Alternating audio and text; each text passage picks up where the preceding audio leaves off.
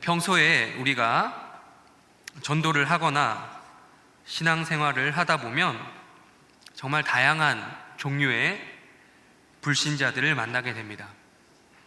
그 중에는 특히 이 기독교와 교회에 부정적인 생각을 가진 사람들도 많이 있습니다. 요즘 코로나로 인해서 예민한 시국에는 더더욱 그런 것 같습니다. 그들에게서 나오는 대표적인 질문 중에 하나가 바로 이런 거죠. 하나님은 왜 이렇게 잔인한 분이냐? 성경에 보면 하나님은 피도 눈물도 없는 그런 잔인한 분으로 나오지 않느냐라는 것입니다. 사실 이런 질문도 하려면요, 어느 정도 이 기독교에 대해 관심이 있어야, 성경 좀 읽어봐야 할 수 있는 질문입니다. 막상 이런 질문을 들으면 우리는 말문이 막히거든요. 아니에요, 하나님은 사랑의 하나님이에요 라고 말을 해줘야 되는데 그렇게 선뜻 대답하지 못하는 거죠.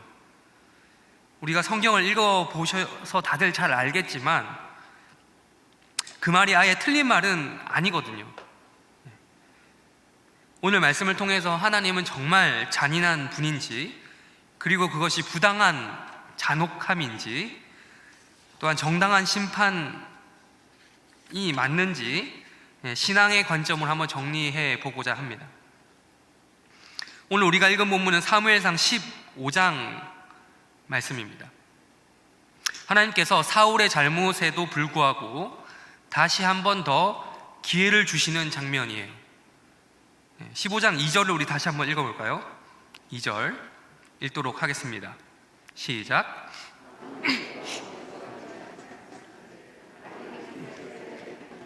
곧 애굽에서 나올 때에 길에서 대적한 일로 내가 그들을 벌하노니. 지금 하나님께서 사울을 통해 아말렉이라는 민족에게 벌을 내리시겠다고 하는 거죠. 근데 이제 어떤 벌일까요? 우리 3절 다시 한번 읽도록 하겠습니다. 시작. 지금 가서 아말렉을 쳐서 그들의 모든 소유를 남기지 말고 진멸하되 남녀와 소아와 젖먹는 아이와 우양과 낙타와 나귀를 죽이라 하셨나이다. 여기서 지금 하나님께서 하시고자 하는 벌의 수준이 어느 정도입니까? 요즘엔 학교에 가도 보면 체벌이 금지되어 있다라고 하더라고요. 제가 중학교, 고등학교 다니던 시절에는 학교에서 벌 받으면 기본이 엎드려 뻗친 다음에 선생님이 굵은 몽둥이로 엉덩이를 풀스윙 하셔서 맞곤 했습니다. 근데 성경은 지금 그 정도의 체벌, 그냥 아프고 많은 그 정도의 벌을 말하지 않습니다. 3절에 우리가 읽었다시피 진멸을 말합니다. 진멸.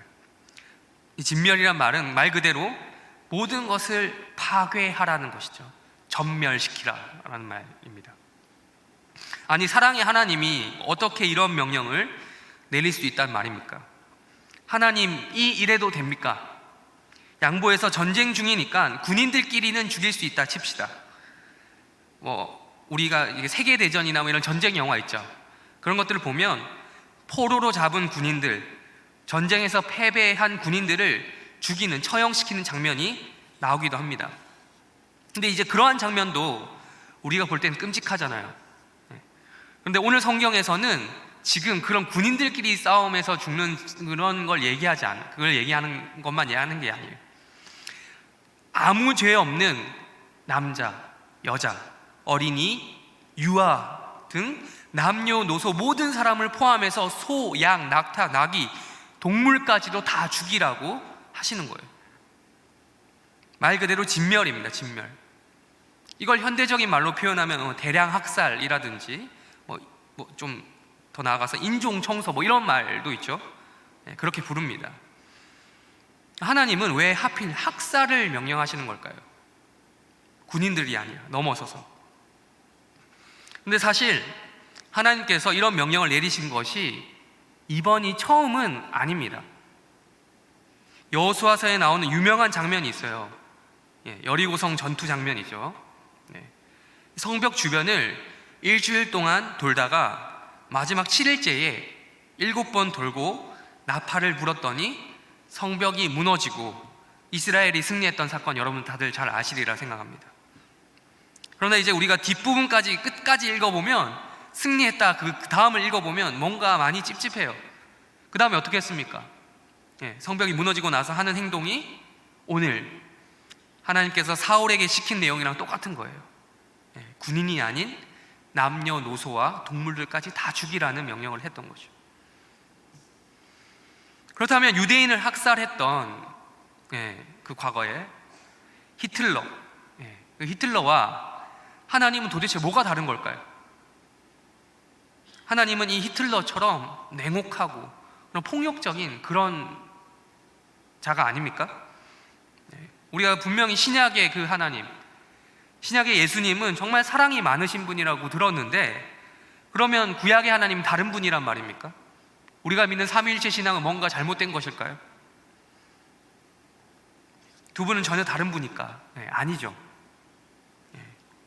성부와 성자와 성령 우리 다 같은 분임을 믿습니다. 구약의 하나님이 곧 예수님이시라는 걸 우리도 믿습니다.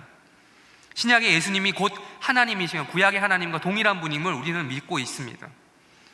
만약 구약과 신약을 그렇게 각각 다른 분이 나와서 다른 말을 하는 것으로 생각해버리면 그 순간부터 이단이 되는 거예요. 실제로 초대교회 당시에 구약의 하나님을 신약의 예수님과 전혀 다른 분으로 생각했던 이단이 있었습니다. 근데 여기서 사용된 진멸이라는 단어 있잖아요. 진멸. 이 단어는 히브리어로 헤렘이라고 부릅니다. 헤렘. 보편적으로 헤렘이라는 단어로 많이 알려져 있는데요, 사실 이게 이 헤렘이라는 단어는 그 명사 형태예요. 명사. 진멸 이런 단어죠. 변형된 거예요. 변형된 거. 이 원형은 뭐냐면 하람입니다. 하람. 오늘 설교 제목 하람입니다. 원래 히브리어 원어 성경에는 동사형이거든요. 동사형. 근데 원래 히브리어 원어 성경에 보면 자음이 없어요. 죄송합니다. 실수입니다. 자음만 있어요. 모음이 없습니다. 모음이. 재밌게도 이런 식으로 하면 우리 헤림도 충분히 똑같은 변형이 될 수 있는 거죠. 이 단어는 이스라엘뿐만 아니라, 이 하람이라고 하는 이 단어는 이스라엘뿐만 아니라 아랍 지방 전체에서 종교적인 언어로 사용이 되었습니다. 이 하람의 이 뜻은 뭐냐면 이 거룩한 것을 엄격히 분리하는 거예요. 분리시키는 거예요. 거룩한 것과 거룩하지 못한 것을 엄격히 나누는 거죠. 거룩하기 때문에 세속적인 사용을 금지하는 것이죠. 또 다른 것을 말하자면 한 번 더 거룩한 것을 완전히 바치는 것, 이런 의미까지 담고 있습니다. 이 헤렘도 마찬가지로 하람에서 파생된 말이기 때문에 오늘 성경에 기록되어 있는 거예요. 이 헤렘이라는 건요, 근데 이 헤렘이라는 것은 우리가 지금 방금 뜻을 살펴봤듯이 맹목적으로 파괴하는, 아무 목적 없이 그냥 그런 파괴를 하는 것이 아닙니다. 아까 말씀드렸다시피 즉 파괴를 통해서 온전히 하나님께 바친다라고 하는 목적이 있는 거예요. 그래서 어떤 학자들은 이렇게 말하더라고요. 이것을 보고 실제로 모든 살아있는 생명을 다 죽였다, 실제로 그게 아니고 그냥 내가 오늘 완전히 다 박살 내버릴 거야, 다 죽여버릴 거야, 말은 그렇게 하는데 실제로 정작 안 하는 거죠. 행동은 위협만 하는 거죠. 그런 말처럼 일종의 과장된 표현이 성경에 적혀져 있다라고 합니다. 그렇게 이야기하는, 주장하는 학자들이 있습니다. 그러나 그것은 아니죠. 성경은 분명히 이야기하고 있습니다. 문자적으로 말하고 있어요. 오늘은 모든 생명을 죽이라고 하는 그 명령으로 우리는 해석해야 되는 것이죠. 그런데 한 가지 확실한 게 있어요. 엄청난 학살 혹은 인종 청소를 명령했던 히틀러와 같은 사람도 있잖아요. 그런 사람들처럼 하나님께서 그런 단순히 정치적인 목적이나 그런 어떤 감정이라 그런 것만으로 하나님이 그렇게 하신 게 아니라는 거예요. 우리가 일단 이 헤렘이라는 이 규정 자체가 성경에 계속 나오느냐, 이민족을 대하는 무조건적인 방법이냐, 그건 아니라는 것을 우리가 알 수 있어요. 성경을 읽어보면 성경 역사에 등장하는 이스라엘의 가나안 정복 전쟁에 이 지금 이 시대에 일어나고 있는 팔레스타인과 그 이스라엘 분쟁 아시죠? 예. 그걸 똑같이 대비해서 보려고 하는 사람들이 많이 있어요. 예. 근데 그거는 여러분 역사를 잘못 보고 있는 것입니다. 구약의 역사가 기록된 성경은 하나님 말씀이죠. 이거 시대를 막론하고, 예, 배경을 막론하고 보편적으로 다 똑같이 적용되는 하나님의 말씀이에요. 구약의 역사는요. 근데 지금 시대에 지금 일어나고 있는 그 가자 지구를 놓고 싸우는 이스라엘과 팔레스타인의 영토 분쟁은 전혀 그것과 똑같은 것이 아니죠. 네. 개별 국가 간의 이권 다툼이죠. 즉 구약에 등장하는 이 가나안 정복 전쟁을 가지고 남의 나라, 그러니까 가나안 땅 쳐들어가서 멀쩡히 행복하게 잘 살고 있는 사람들 다 죽여버렸다, 다 쫓아내버렸다, 그 땅을 빼앗는 그런 팔레스타인 분쟁의 관점으로 이해하면 안 된다는 거예요. 우리 성경 말씀 한 구절 보도록 하겠습니다. 창세기 15장 16절 말씀입니다. 우리 한번 같이 읽도록 하겠습니다. 시작.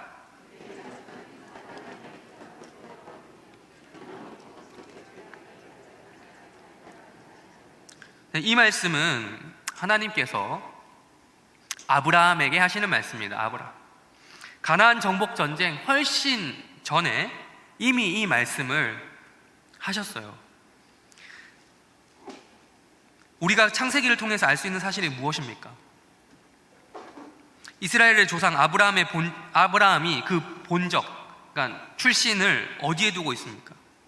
네. 가나안 땅에 두고 있다는 것이죠. 가나안 땅의 그 원소유주, 출애굽 당시에 가나안에 정착해 있었던 그 7개의 민족이 있죠. 7족속이 아니라는 거예요. 어떻게 보면 지금 이스라엘 백성들이 출애굽한 다음에 그 가나안 땅으로 들어가는 그 정복 전쟁은요, 원소유주가 자기 땅 문서 그대로 가지고 갔다가 내 땅, 내 나라, 내가 원래 살던 곳이다 하는 거라는 거죠. 그게 가나안 정복 전쟁이라고 할 수 있겠어요. 그러니까 이게 가나안이라는 이 땅 자체가요, 고대 사회 그때 그 개념으로 봤을 때, 영토 개념상 옛날에 뭐 국경이 이렇게 명확히 그어져 있었겠습니까? 그런 게 없잖아요. 네. 명확히 국경이 그어져 있지 않은, 그러니까 오래전부터 영토가 확정되었다라고 말하기 뭐하는, 그래서 누구 거다라고 말하기 애매한 그런 부분이 있었기 때문에 그 7족속들조차도 자기들끼리도 끊임없이 싸우는, 그래서 수많은 도시 국가로 나누어져 있던 상황이라는 거죠. 또 이스라엘은요, 하나님 나라의 대표다라는 성격을 가지고 있었습니다. 그래서 그들의 가나안 정복을 통해서 가나안에 정착해 살고 있는 자들에게 일종의 심판을, 하나님의 그 역할을, 하나님이 해야 될 역할을 대신해서 실시하는 것이기도 했습니다. 왜 그랬습니까?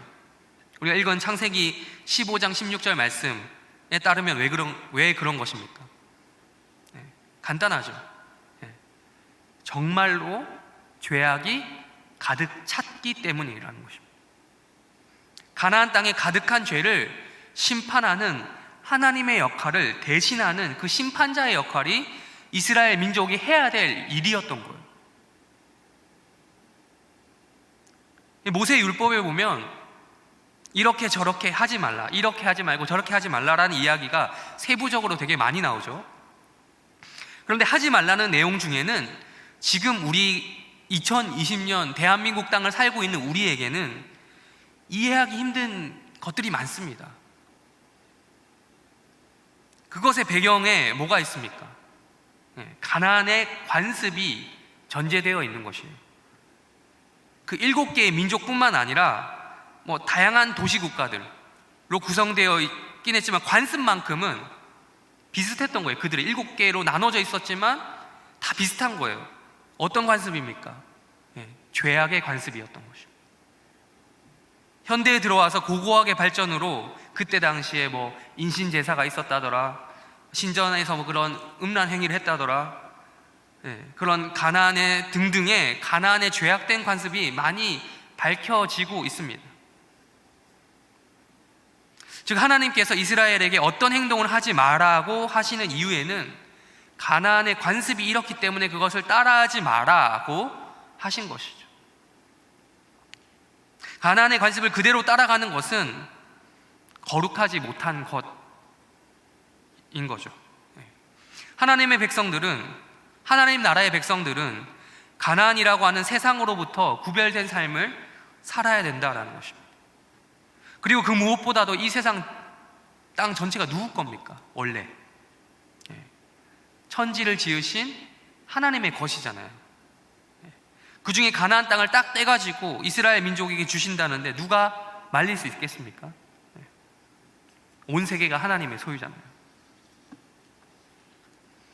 이 거룩한 하나님의 나라 이스라엘과 거룩하지 못한 세속 나라 가나안은 이러한 이유 때문에 공존할 수 없었어요. 같이 있을 수 없었어요. 그 가나안이 남겨질 경우 반드시 어떻게 됩니까? 우리가 알잖아요. 남겨뒀잖아요. 남겨두지 말라고 했는데 이스라엘 민족들이 남겨뒀잖아요. 그 역사를 우리는 성경을 통해서 읽을 수 있지 않습니까? 어떻게 됐습니까? 반드시 이스라엘이 죄로 물들게 된 것이죠. 그래서 신명기 20장 16절에서 가나안 정복 전쟁의 기본 지침으로 헤렘, 전멸 명령을 내리신 거죠. 우리 신명기 20장 16절에서 한번 같이 읽도록 하겠습니다. 시작.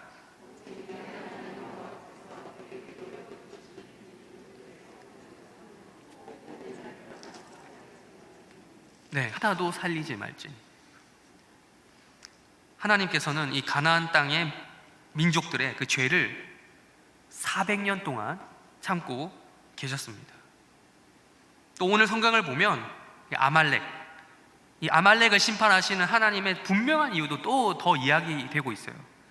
여러분, 애굽에서 나올 때 이스라엘의 뒤통수를 친 거죠, 이 아말렉이. 아말렉은 유목민입니다. 유목민. 지금의 베두인족의 조상격입니다. 베두인족, 여러분이 어떤 세계 기행이나 이런 거 보면 가끔씩 등장하는 유목민 있지 않습니까? 베두인족. 이들의 조상격이에요. 그러니까 말 타고 낙타 타고 와서 이스라엘의 뒤를 치는 거예요. 후미를 치는 것입니다. 쳐서 이렇게 약탈해 가는 거죠. 여러분, 유목민의 특성상 알겠지만 여러분, 모든 가족들이 함께 다녀요. 전쟁 요원과 그렇지 않은 사람이 구별되어 있지 않습니다. 전투 요원인 군인과 남자, 그리고 그렇지 않은 여자들, 아이들이 구별이 안 되는 거예요. 고대 사회에는 여러분, 여자 나름대로 역할이 있어요. 전쟁에서.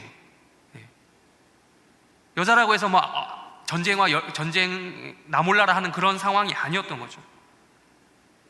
고대 사회에는 그랬어요. 군인과 민간인의 구별이 매우 힘들었습니다. 고대까지 갈 필요도 없죠. 슬픈 역사긴 하지만요, 우리 월남전 아시죠? 월남전 이야기를 들어보면요, 우리 대한민국 국군이 가서 이제 치렀던 월남전 얘기를 들으면 누가 베트콩인지 누가 민간인인지 분간이 안 갔다고 하더라고요. 분간이 안 가서 자기들이 살려고, 언제 그 민간인으로 된 사람들이 밀고를 하고 또 자기들을 이렇게 죽일 수도 있을 그런 위협을 받았기 때문에, 생명의 위협을 받았기 때문에 생존하기 위해서 죽지 않으려고 모든 마을을, 죄 없어 보이는 그런 여자들, 아이들 다 죽였다고 하는 그런 이야기도 내려오고 있지 않습니까? 그 현장 속에서 여러분, 누가 윤리적인 잣대를 가지고 한국군 잘못했다 무조건적으로 그렇게 이야기할 수 있겠습니까? 다시 돌아와서요, 아말렉 있잖아요. 이 아말렉은 이스라엘의 후미 뒤를 공격했습니다. 이 후미에는 주로 누가 있었겠습니까? 약한 자들이 있었던 거겠죠. 노약자들, 재산들, 그걸 노리고 와서 사람을 죽이고 물건을 노략질했던 것이죠. 그들은 평소에 하던 대로 했을 것입니다. 늘 하던 대로. 그런데 이제 대상을 잘못 정한 거죠. 하나님 나라라고 할 수 있는 이스라엘을 건드린 거죠. 그때 하나님께서 반드시 그들을 전멸시키겠다고 하셨어요. 아말렉은 지금 아무 잘못이 없고 무슨 죄 없고 순박한, 순진한 그런 친구들이 아니라는 겁니다. 지금 우리가 유목민 하면 우리가 TV나 이런 걸 너무 많이 접해서 평화롭고 손님 대접을 잘하고 낙타 키우고 낙타나 뭐 이런 젖을 마시고 이런 것만 보여주잖아요. 옛날에는 강도였어요. 강도. 유목 생활을 하면서 그걸 뺏고 이런 그런 상황에 비해서 이스라엘은 늘 약했죠. 그러나 이스라엘을 건드리면 어떻게 된다고요? 하나님을 건드리는 것과 똑같다라는 것이죠. 전멸된다라는 것을 알아야 되는데 알아도 무시했던 것입니다. 이스라엘이 이제 그걸 보여줘야 되는 거예요. 옛날에는 전쟁을 해서 그 나라가 지면 그 나라가 믿는 신도 죽었거나 졌다라고 생각을 했습니다. 근데 지금 이스라엘이 하는 역할이 뭡니까? 출애굽하면서 선포한 것이 무엇입니까? 애굽의 너희 신들 다 죽었다 아닙니까? 우리 하나님 여호와 하나님 살아계시다 아닙니까? 다른 신은 다 거짓이다라고 선포를 해놨는데 막상 전쟁하면 진다라는 것이 그런 공식이 성립이 되겠습니까? 전쟁을 지면 하나님이 우습게 되는 상황이에요. 여호와 하나님이 유일한 신이 맞다면 전쟁을 이겨야 되는 것이죠. 고대 사회에서 하나님의 영광은 곧 전쟁의 승리와 이어지는 것이었습니다. 그것도 지금 하나님께서 400년 동안 참으셨단 말이에요. 이스라엘이 출애굽해서 가나안 땅을 들어갔을 때조차도 그 이스라엘을 알아봤어야 되는데 알아보지 못한 거죠. 평화 조약을 맺어야 되는데 화친을 청하지도 않고 도리어 공격하는 것이 가나안의 방식이었어요. 가나안 민족들의 방식이었어요. 그러면 어떻게 됩니까? 해렘되어야 되는 거죠. 전멸되어야 되는 것이요. 그게 바로 구약의 방식인 것입니다. 한 가지 사족을 붙이자면 이 헤렘이라는 전쟁 방식은 이스라엘만 했던 것이 아닙니다. 다른 많은 민족들이 했던 전쟁 방식이기도 했고, 기록 가운데 모압의 왕 메사라는 사람이 이스라엘 사람들을 다 죽이고 자기의 신에게 바쳤다라고 하는 헤렘의 기록이 또 남겨져 있습니다. 그러니까 이게 당시 수천 년 전, 그것도 고대 중동 지역에서 이 방식이 사용되는 것을 우리가 현대의 윤리적인 잣대로 판단해서는 안 된다라는 것입니다. 물론 이 방식이 지금 제가 잔인하지 않다라든지 뭐 그런 말은 아닙니다. 살고 죽는 문제는 뭐 고대 인간이나 옛날 사람이나 지금 우리나 똑같죠. 고대 인간이라고 해서 뭐 목숨이 두 개입니까? 아니죠. 똑같죠. 그런데 이제 이 헤렘이라는 방식을 현대 전쟁의 윤리를 가지고 현대의 도덕 기준과 잣대를 그대로 들이대기에는 무리가 있다라는 것이죠. 근데 이제 우리는 그렇지 않다. 우리는 그렇게 보지 않고 자꾸 우리의 시선으로 보려고 합니다. 이 시대의 입장에서 사람들은 보려고 합니다. 나의 기준으로 다 보려고 합니다. 가장 좋은 예가 요즘 말하자면 인권이라고 할 수 있겠죠. 인권. 여러분, 인권 뭐 이런 거 언제의 일입니까? 인권이란 이런 말이 나오기 시작한 게 오래되지 않았잖아요. 200년 전만 해도 철저한 우리 대한민국 사회 신분제 사회였습니다. 지금의 잣대로 그때 신분제를 탓할 수 있겠습니까? 못하죠. 그런 형편이니 수천 년 전의 일이란 말이에요. 그것도 중동 지역이란 말이에요. 거기에서의 전쟁 윤리와 이 지금의 전쟁 윤리는 똑같이 하는 것이 당연합니다. 지금 우리 현대 시대, 우리 지금 시대의 전쟁은 UN, 제네바 협약 등에 의해서 제재를 받고 있잖아요. 포로도 함부로 못 죽입니다, 사실. 그것을 지켜야 국제사회에서 왕따를 안 당합니다. 반대로 고대 사회는 어떻습니까? 학살을 했다고 그런 처벌을 따로 받거나 그러지 않았죠. 그 유명한 로마의 그 영웅 있죠, 카이사르. 그 사람 정말 유명한 학살범입니다. 그렇게 치면 지금의 프랑스, 옛날에 그 갈리아라고 하는 그 지방, 프랑스 지방에 수많은 마을들을 약탈하고 죽이고 사람들을 죽이고 그래서 먼저 쳐들어가서 정복 전쟁을 하면서, 또 로마의 내전으로 인해서 또 많은 사람들이, 로마 시민들조차도 학살을 당하기도 했고요. 멀리 갈 필요 없이 중국 역사만 봐도 수많은 사람들이 산채로 묻혀서 죽기도 하고 그러잖아요. 더욱더 잔인한 일들이 많습니다. 그렇다면 그 옛날 일이니까 지금 괜찮은 겁니까? 지금이라고 형편이 나옵니까? 현대 전쟁이 더 윤리적인 것처럼 보이죠. 법이 그렇게 마련돼 있고 국제법이 마련돼 있고 그렇지만 아니죠. 오히려 더 잔인합니다. 옛날에는 여러분 그 학살이라고 해도 화살 하나당, 총알 하나당 한 사람이었어요. 한 사람의 목숨이었죠. 그러니 수천 명을 죽였다, 수만 명을 학살했다, 이러면 잔혹한 살인마와 같은 평가가 내려졌어요. 그런데 지금 어떻습니까? 현대전쟁, 아무런 양심의 가책이 없이 버튼 하나만 누르면 미사일이 날아가요. 수천 명, 수만 명 그냥 죽어나가는 거죠. 수백만까지도 가능하지 않겠습니까? 한 번에. 그러니까 학살, 이 시대 사람들이 그런 얘기를 하는데 고대 사람들이 이걸 보면 경악할 거예요. 그래도 옛날에는 칼과 창으로 싸울 때는 피를 흘리면서 살이 잘리기도 하고 사람을 죽인다라는 양심의 가책이라도 잠깐 느꼈는데 지금은 전혀 그런 게 없잖아요. 그러니까 이제 과거의 시선으로 현대를 어떻게 평가할 수 없는 부분이 있는 것처럼 현대의 시선으로 과거를 어떻게 평가할 수 없는 부분이 있는 것이죠. 오늘의 말씀을 4가지로 정리해 보도록 하겠습니다. 첫 번째, 이 헤렘을 명령하신 하나님, 이 하나님은 나쁜 분이 아니세요. 400년 동안 분명히 기회가 주어졌습니다. 죄가 아직 차지 않았다. 아브라함에게 말씀하셨던 그 하나님, 그리고 이스라엘 민족들이 애굽에 들어갔다 다시 나와서 들어가는 그때까지 400년이라는 기회가 있었어요.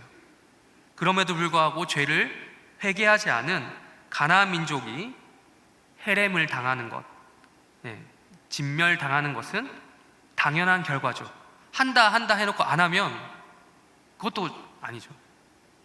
하나님의 정의는 반드시 실현되어야 합니다. 그럼에도 불구하고 그곳에서 살아나는 사람이 없는 것은 또 아니에요. 하나님이 전멸시킨다고 하셨지만 또 그 중에 보면 구원받는 하나님의 백성들이 있어요. 여러분, 라합 이야기 잘 아시지 않습니까? 여리고성에서 라합과 그의 가족들은 이스라엘의 하나님이 그들이 믿던 가나안 신들과 우상과는 다른 진짜 신이라는 것을 알게 되었어요. 정탐꾼을 숨겨주는 게 그게 믿음이라고 성경이 평가하잖아요. 그래서 믿음으로 구원받아 살아났잖아요. 또 기브온 족속이 나옵니다. 기브온 족속도 현대 윤리적으로 보면 거짓말쟁이들이죠. 속였잖아요. 이스라엘 민족을 속였잖아요. 여호수아를 속이고. 그러나 성경은 어떻게 평가합니까? 그렇게 해서라도 이스라엘에 들어오고 싶은 마음, 살고자 하는 그 마음, 그들의 생존 의지를 보고 은혜를 구하는 믿음처럼 이야기하지 않습니까? 즉 그 수천 년 전에 그 가나안 땅이나 지금 2020년 한반도 땅을 살아가는 우리나 동일하게 은혜를 구하는 자에게 구원받을 기회는 반드시 주어진다는 건 똑같은 거죠. 둘째, 헤렘은 하나님의 영광을 드러냅니다. 이 헤렘이 실행되었다라는 건요, 하나님의 공의로우심이 세워진 거예요. 구약시대만 그런 걸까요? 아니죠. 구약시대나 신약시대나 지금 하나님 말 안 들으면 죽는다, 전멸당한다, 진멸당한다, 똑같은 거 아닙니까? 원리? 심판받죠. 그 원리는 똑같습니다. 가나안 민족에게는 400년의 시간이 있었어요. 우리 인간에게는 얼마의 시간이 있을까요? 개인으로 보면 더 짧죠. 100년이 채 남지 않은 것 같습니다. 여기 계신 분들 모두, 여기 있는 분들 뿐만 아니라 이 세상에 살아가는 모든 사람들 100년 정도도 안 남은 사람들이 많을 거예요. 이것은 여리고 사람들만의 문제가 아닙니다. 아말렉만의 문제가 아닙니다. 여전히 하나님 안 믿는 사람들은 믿고 있지 않다면 헤렘 진멸 심판의 대상인 거죠. 이것은 시간 문제입니다. 이것을 알고 있는 우리가 코로나 시국이든 아니든 믿지 않는 자들에게 전도해야 되는 것은 어쩌면 당연한 것입니다. 그럼에도 하나님께서는 전멸 안 당하는 유일한 방법을 주셨죠. 여리고성에서는 라합, 아까 이야기했지만 라합이 창문에 그 내밀었던 붉은 줄, 골고다 언덕에서 예수님께서 십자가에 못 박히셔서 붉게 문들게 만든 그 십자가라는 구원의 방법이 있잖아요. 이것을 우리는 믿는 것이죠. 하나님의 공의로우심이 거기에서 만족이 되었구나. 하나님의 영광이 예수 그리스도의 십자가에서 드러났구나. 전멸되어야 할 우리가, 죽어야 될 내가 예수의 십자가로 구원을 받았구나. 그 십자가로 하나님의 영광이 가장 크게 드러나며 세워지는 것입니다. 이 십자가의 복음을 믿는 우리가, 하나님의 영광이 드러난 이 십자가의 복음을 우리가 전해야 되지 않겠습니까? 셋째, 예수님의 그 십자가, 예수님 십자가의 핏값으로 구원받은 우리는 그만한 가치가 있는 자들입니다. 여러분, 헤렘을, 진멸을 부정적으로만 보는 사람은 어쩌면 우리 편이 아니에요. 아말렉 편이죠, 아말렉 편. 우리는 이스라엘 입장에서 성경을 읽어 나가야겠죠. 우리는 우주 만물을 지으신 하나님의 것입니다. 지나친 이 평등이라는 게 나쁜 게 아니고 정말 좋은 것인데, 지나친 평등의 개념이 우리 사회를 지금 덮고 있습니다. 그래서 차별 하면 안 되니 이러면서 하는데, 솔직히 세상의 모든 사랑은 차별이 있을 수밖에 없습니다. 하나님 우리를 선택하셨다고 하면 자기 백성이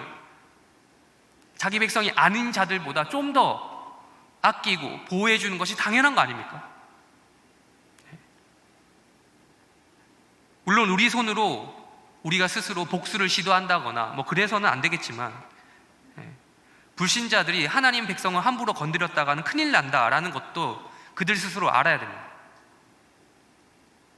여기서 가장 중요한 것은 우리가 하나님의 것이기는 한데 하나님 말을 잘 듣는 하나님의 것이냐 아니냐는 거죠. 우리도 하나님의 말씀을 잘 들어야 합니다.